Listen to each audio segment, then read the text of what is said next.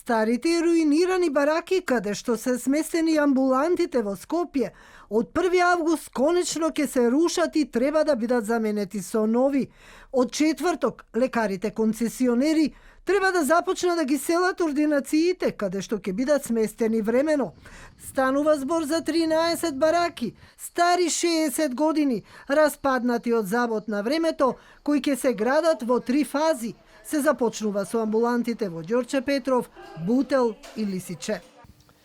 Ова е амбулантата Лисиче, една од 3 кои што влегуваат во првата фаза на изградба, како најдотрајани и со најлоши услови и за пациентите и за медицинскиот персонал. Минатата недела на лекарите концесионери на состанок со министерот Филипче, директорите на фондот и на здравствениот дом им биле презентирани новите објекти и им било соопштено каде ќе бидат сместени.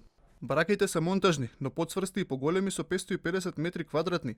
Првите 3 треба да бидат готови до 1 октомври, а потоа следни се амбулантите во Карпош, Тафталиџа, Влае, аеродром Козле.